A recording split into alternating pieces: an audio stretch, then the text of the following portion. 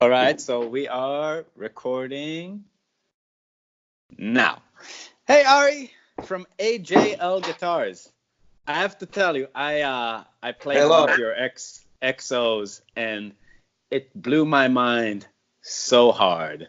It's Oh, really like you're standing behind like what's behind you is just like incredible looking, and I just want a little bit, the people that listen to the Marbin feed, like I've been bringing in a lot of gypsy jazz players and a lot of people obsessed with this to talk to them, and you're definitely an upper echelon maker.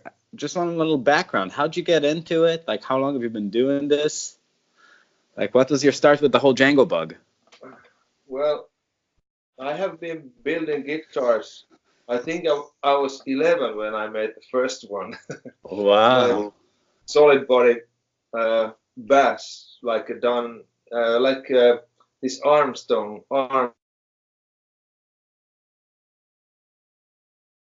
see-through plexiglass body. I think Hmm. that was the first one.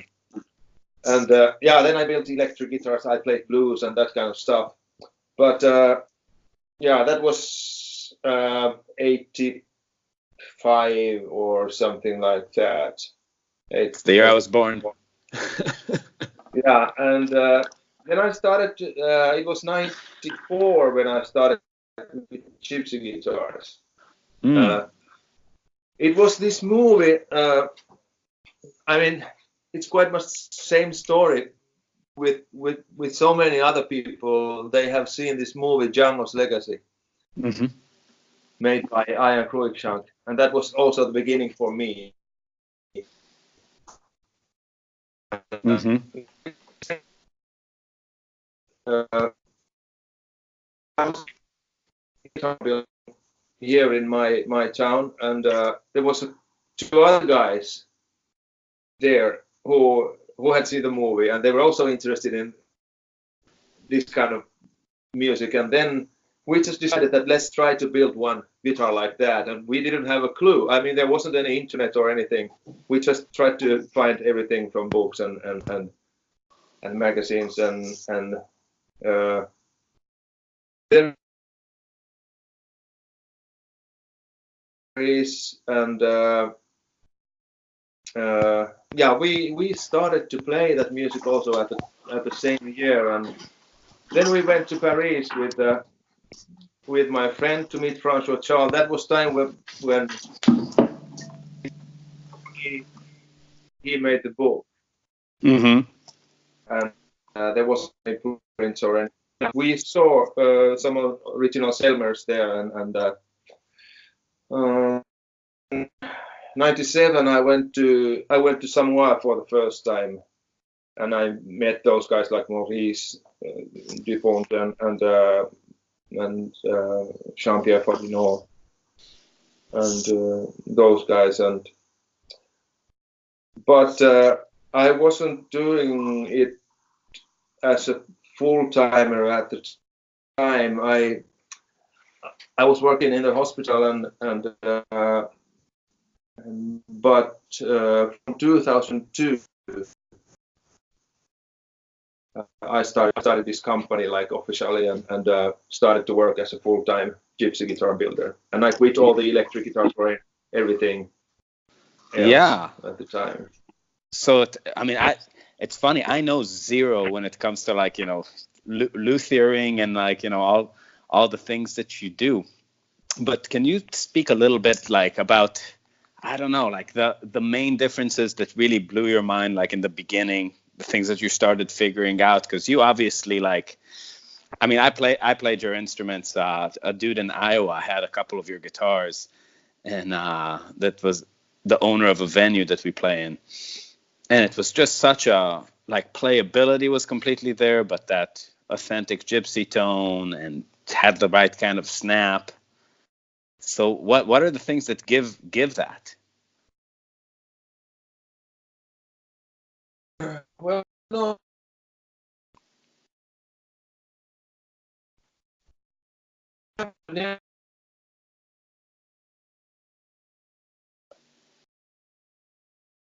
All right, I'm losing you. like Hmm. that. Oh, sorry. I tried to do something. Just a second.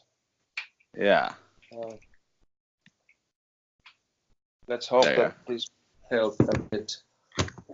Okay. Do you hear me now? Yeah. Okay. So, and I have always just wanted to play this music or whatever guitar I'm building. I never thought to become a professional luthier. I was doing this because I had passion for this music, and those guitars were not available. So little by little things just went that way, and so I mean, when you think about when you say what you said about the playability of my guitars and that kind of things, it could be because of that. I Mm-hmm. always think myself as a player more than a builder. Of course, I've been professional guitar builder like more than 15 years already. Yeah, but that comes across so much because it's something. Even when you're talking to somebody who's really a luthier and not a player, it's very hard to express specifically what makes a good neck, a good fretboard, what Yeah, creates some sort of like flow in your yeah, playing. It's something that almost like a guy like you needs to feel for himself and really have a sense for. And that to me was, I mean, a lot of times, honestly, coming from like I'm an electric player first, and like you, me. yeah, like those kind of things, it almost matters more than the sound, like the tactile experience. It's a whole other realm, and if that's not there completely, then I'm really not interested in the instrument, you know. So that was the one thing that really was blowing my mind, those kind of guitars. But like for people who don't understand, like, you know, the I guess the construction of these guitars, like the difference in bridge, the difference in, like, you know, like what, I don't want it to get too technical, but like just kind of an overview of like some of the things that make those guitars that you make unique, I guess, if you could just expand a little bit.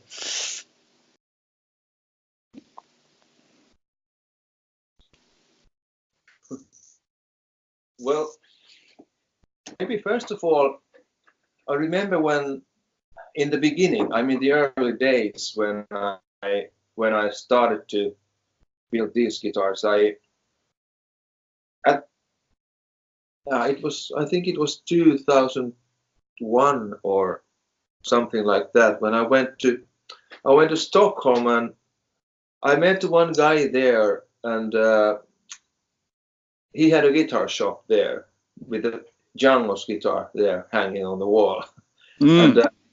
I was just I went to his shop just accidentally. I didn't know who the guy was, but uh, later on he started to sell my guitars. That was actually where I started to sell my guitars outside Finland.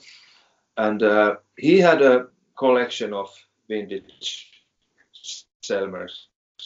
He had a collection of many kinds of guitars, but that was like I mean, at the time he had 5 Selmer guitars, Hmm. and so that was like a place to be. I mean, his basement was like place to be for someone who want to research old Selmers, because Hmm. at the time, not that Luthier, even Luthier had opportunity to really take all the dimensions and understand the character of the instruments. And then of course also when I went to France and met guys like those French luthiers at the time, but somehow to understand the whole guitar, because quite many builders they have background in flat top or I mean in steel string guitar building Hmm. or in Spanish tradition, and it's completely different. I mean, but you still have to understand like basic things in luthier to understand those differences. Hmm. And Yeah, it gets very technical very quickly. Yeah, and quite soon I also, I mean, I kind of course the sound blew my mind, and I also understood that not all Selmers are that good, and Yeah. what makes some of them exceptional, and of course you understood that almost all of them were really annoying to play. I mean, I hate the neck profile, and they were uncomfortable and so on. The neck profile was angular, but in sound wise, it's just like the guitar should be for this kind of music. There isn't low end. All the energy is packed to right frequencies. You can play them with the same guitar, and with the same guitar you can cut through the other guitar, which is exactly the same. You're still heard, even though it's playing rhythm with the same kind of guitar, which is strange in a way. Yeah.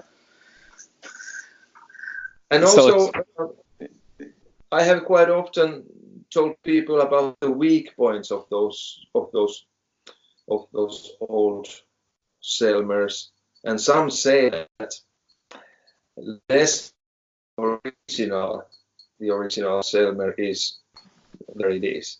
I mean, because the neck angles. Yeah, I can imagine that. So what are the weak points of those old Selmers? I mean, the weak area is the neck joint and the top around the neck joint area. Because then, even though they didn't have truss rods on those long scale guitars, the necks still usually remain quite straight. But the whole neck was moving. I mean, the top was so thin around the sound hole, around the neck joint, so the top bent like that, and the neck angle moved. And people have they had to shave down the bridges to maintain the playability and string action. So some of the old Selmers, they have really thin or really small bridge, which is actually one of the secrets why they sound that good. Really? So when the angle has moved, also the angle, I mean the string angle on the bridge goes more shallow, and there isn't that much pressure, and the top vibrates more freely. And that makes sense. I even thought that, yeah. That's awesome. So, yeah, let's jump a little bit into like your affiliation, because I had Ollie on this thing, and you and Ollie, it seems like have been like I saw videos of you guys when it looks like he's like 12 or something. So you go way back. So, and he told me that you're the one that really started bringing this whole style of music really into Finland. Like, well, yeah, in a way. We started with Hot Club Finland with Andreas Öberg, a Swedish guitar player. I think we started 2002. And we played quite a lot at the time here in Finland. We went to festivals and had like masterclass for gypsy swing, guitar playing, and that kind of stuff. But of course, they have been people here in Finland before me and before us too, but not that many actually. Only a couple of guys, and in a way it's true, but also this boom started at the same time when I started to play to build these guitars. It started all over the world. I mean, yeah, it's really on the up and up now. So many people are now aware. Yeah. So how many guitars do you At the time? yeah. How many guitars do you crank out in a year? Like I'm assuming About 25 acoustic guitars, like archtops and gypsy guitars. I don't make that many archtops, like only a couple in a year. But I also make about 10 those quiet and portable guitars in a year. 10 what? Which ones? This model, this silent guitar, this quiet Oh, and I don't I know if you saw know. that. Yeah. I saw that. I saw that. It's Yeah. like a hybrid electric kind of Yeah, thing. That's awesome. Travel guitar without any sound. Yeah, those look good. Dude, that XO I played really like, it was a real moment because I played like some nice guitars before, but like that was the first time when I grabbed one, I was just like immediately like clank, oh, like it didn't even take like the moment like the pick touched the strings, I was just like, oh, I get it. And it was just like before that, it's, all these guitars kind of like were on one level, and that was like a real leap for me, just hearing the sound, just something about it just like was the playability meeting that correct kind of I don't even know how to describe it. That's the funny thing about like an instrument you like. It's just like click, okay. Well, Yeah. that's great. Yeah. Really love it. So, and how long is like your waiting list for people who are interested in your instruments? It depends on the year. Usually in summertime when I go to festivals to promote guitars, I get more orders, so the waiting list goes longer. And when I spend more time in my workshop and just build guitars without going out, so the so the list gets shorter. But half year to 1 year, something like that. And do you have people working for you, or do you run your own shop? You're just doing everything alone? Well, not constantly. I do some subcontracting when it comes to hardware. There's one guy in my area who's pressing like tuner covers and cutting the base plates for tuners. Mm-hmm.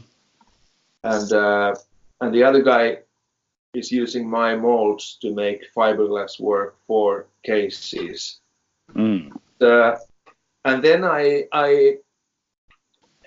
get constantly requests from Finnish luthier school, because students, they have to go somewhere for 5 months to work with some like an apprenticeship. Yeah. So there is always, not always, but quite often there's some students here helping me.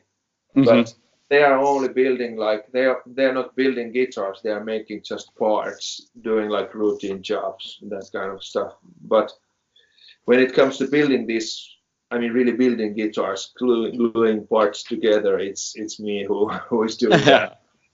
And when it comes to like you have many models on your website, and it's like, those guitars are like pieces of, like, what kind of guitars do you really, I don't know, I'm assuming you like everything you do, but if a person that wants to sound like Django and shred and get a guitar, like what kind of models do you really recommend to people to check out? Well, Selmer style oval hole long scale, that's it. Yeah. I think that's basic tool for gypsy swing, and everything else is more like they're just very special guitars, like some D-hole with a resonator and short scales, Favinos, Busatos, Dimauros, that kind of stuff. They're more like special gypsy guitars. Of course, I have built hundreds of guitars already, so at some point you feel excited to do something else than just overhaul long scale guitars, like old resonator models and Busatos or Dimauros or something like that. But the Selmer XO 503. I mean, that's I have to say that's Yeah. to play Yeah. in a band. Yeah, that one was, I mean, yeah, that's the one I played and blew my mind. What's the deal with the D-hole resonator ones that have the resonator in them? Because I heard that like the original design was faulty and didn't work. So you actually make the ones with the resonator that does work?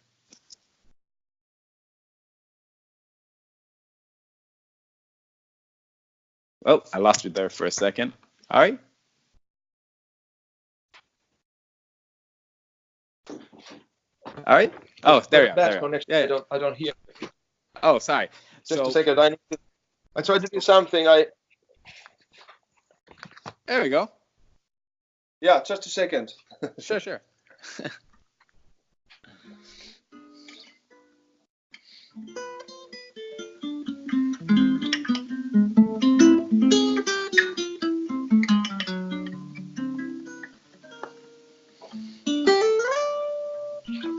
There we go. Okay. I'll get a chair.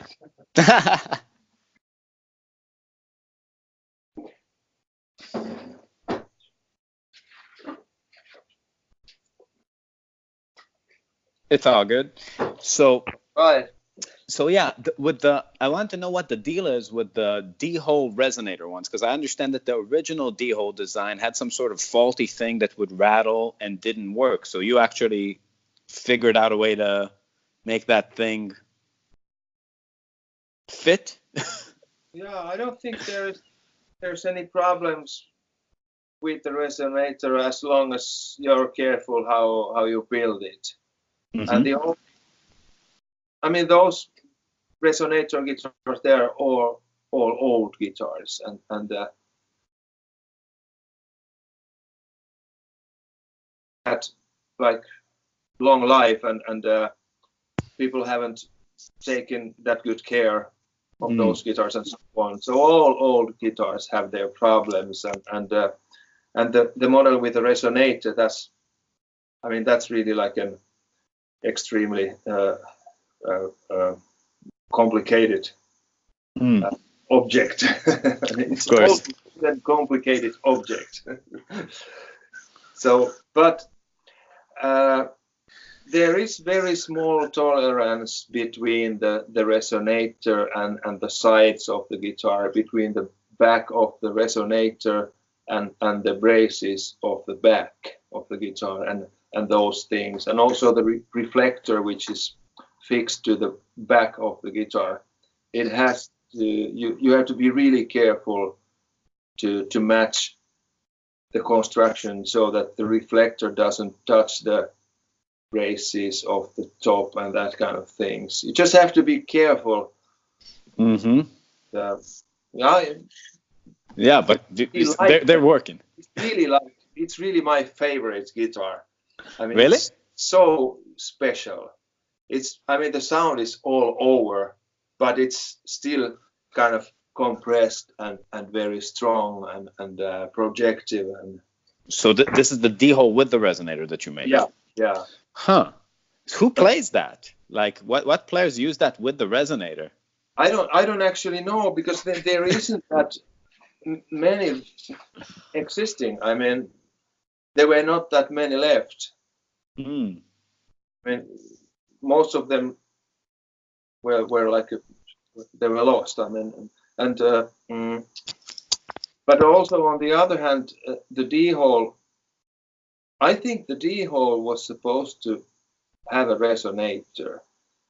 When you have a D-hole without resonator, I'm not that great fan of that kind of guitar. They're usually quite boomy and the sound it's all over. It's difficult to control.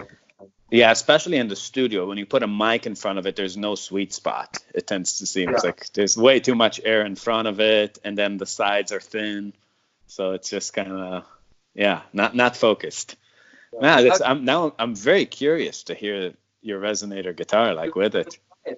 Have you never tried resonator? Never. Okay. I mean, not a D-hole resonator. I've tried resonators, but it sounds like it looks like it's going to be its own thing. Yeah. Yeah, I wouldn't know even like where to find one. But yeah, man, that's great. So tell people where to find you online, where to check out some stuff. From my website, Yeah. ajl.com.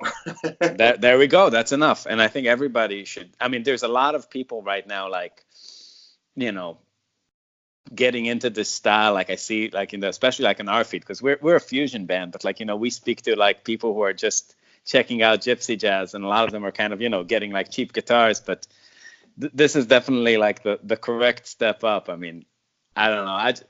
I told you, like, I had this one experience with one of your instruments, and it's just like that's my next purchase. So I'll be on that list with a lot of these guys here.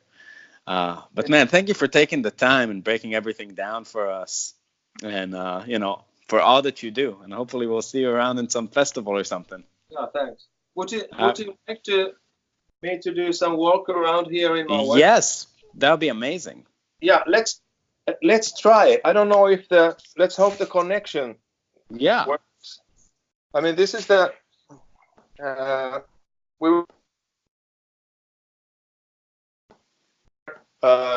everything is quite messy at the moment. There's some guitars there. To be two unfinished XOs and one prototype arch stop there, 17-inch arch stop. And then this is the construction room. Wow. I have some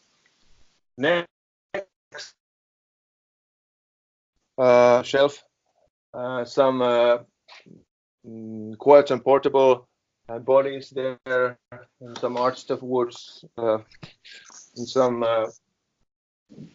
quartz for silver style. And there is one master 400 19-inch arch stop here under construction, very big. And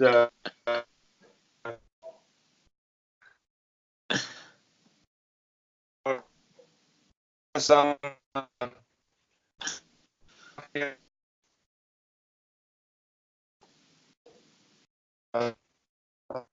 one XO in Indian rosewood, and then XO with extra Brazilian rosewood. Mm-hmm. Will be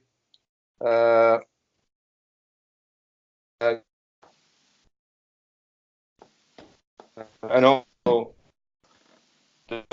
wood room. This customer model XO. There's the one model shuttle. Wow. And some dude, bindings. They used to have a very special way to glue bindings.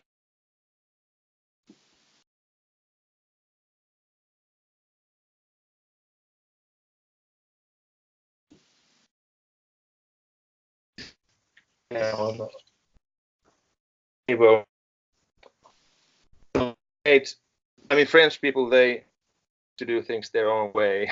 Yeah. They also did the bindings their special way, and that's unbelievable.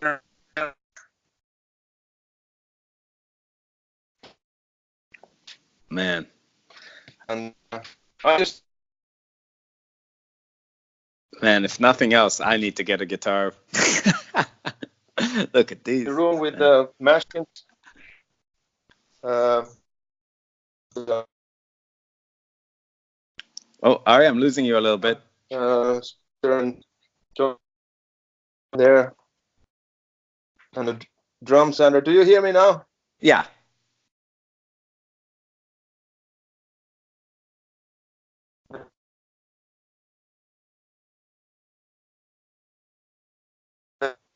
Original set brace and drilling machines.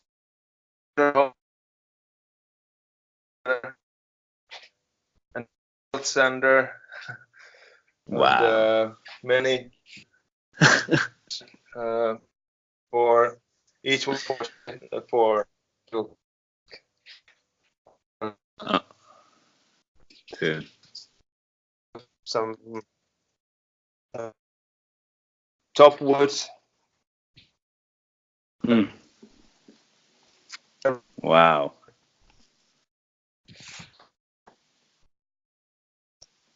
Dude. Me? Do you hear me?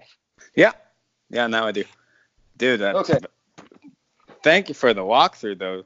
Man, I mean, it's mind blowing, you know. It's like it's amazing to see where the toys come from.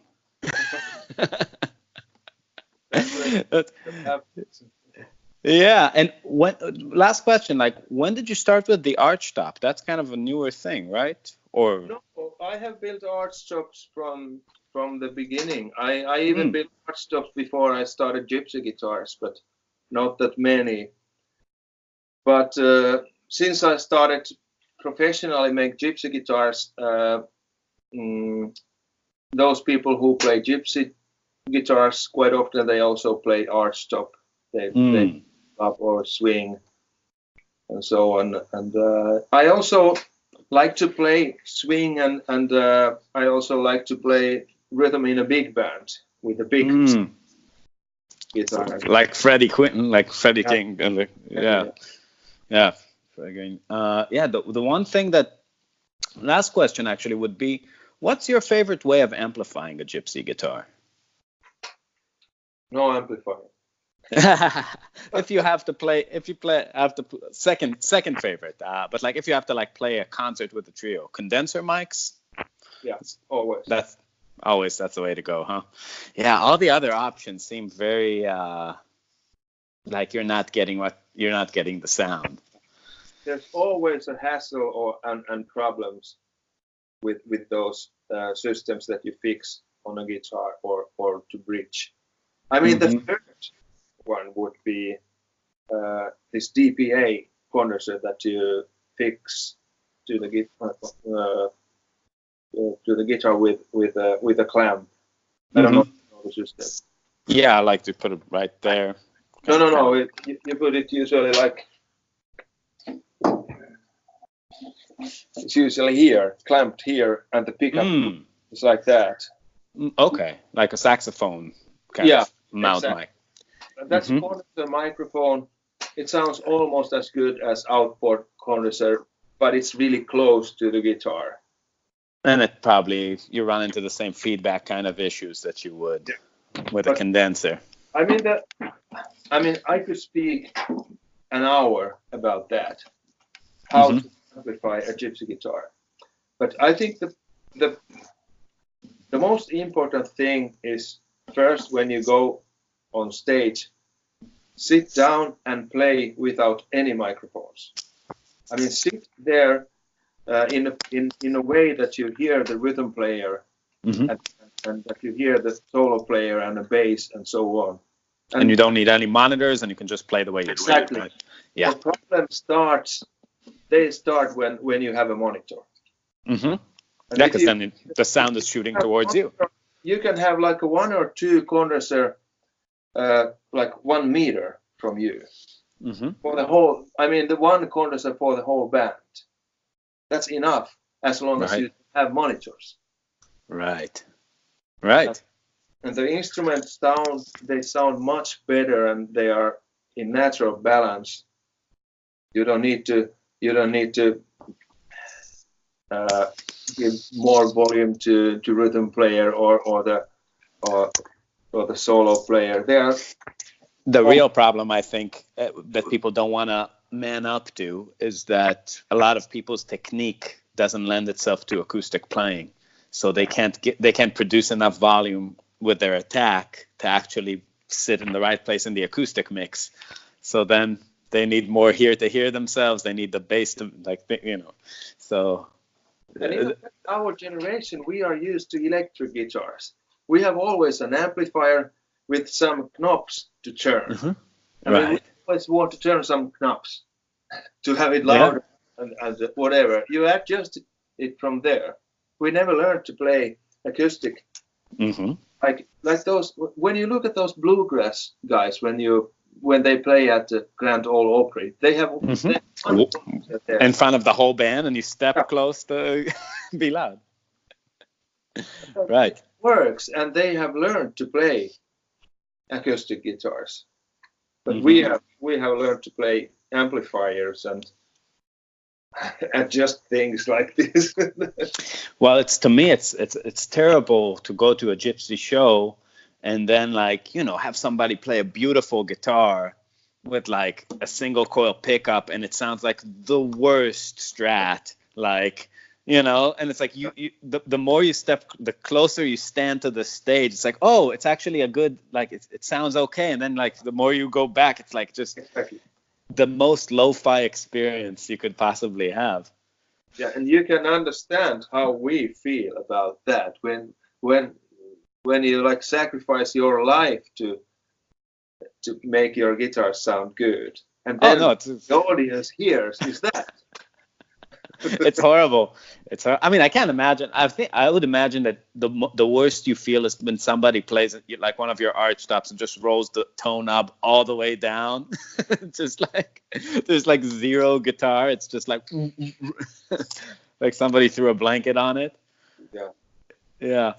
Well, frustrating. Yeah. But yeah, we don't get to choose how people what people do with the things we make.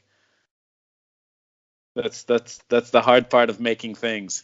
Yeah. You know, I mean, as a musician, for me, a lot of times, like the most depressing times is when somebody who looks like they're having a lot of fun with your music describes what they get, their experience back to you, and you're just like, oh, no. It's like it was supposed to be this and this, and like a lot of people just, you know, latch on to the details that you find insignificant. But hey, man, people are making great music with your guitars, and I think the one thing about these gypsy guitars too is that in the studio setting, all that stuff goes away. You just get to put a nice condenser, get the sound you like, and they really get to shine through. Now, actually, I have one more question. Are there magic guitars? Like, do you ever pick up one that you make that's just exceptionally good? Like, is it fluky? Is it consistent? How does it work? I think the best guitars are those that Olli have played. Because he plays so much, and as you understand, when you only make this kind of guitars, and you adjust and build them with each part and each brace exactly the same, and you do it like more than 15 years, and when you put strings to new guitar, you know what you're expecting, and then someone comes back with the guitar, and he have played like hundreds and thousands of hours with the guitar, and then you take the guitar that you have made and play it. I mean, that's the best guitar always.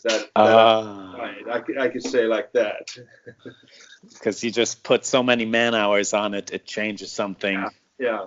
So it's not luthier. It's like Favino says that it's not the luthier who makes the guitar. It's the player who makes the guitar.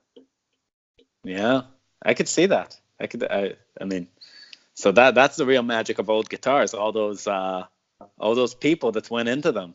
Exactly. Yeah. Yeah, that's an unbelievable kind of insight. Well, dude, thank you so much for your time.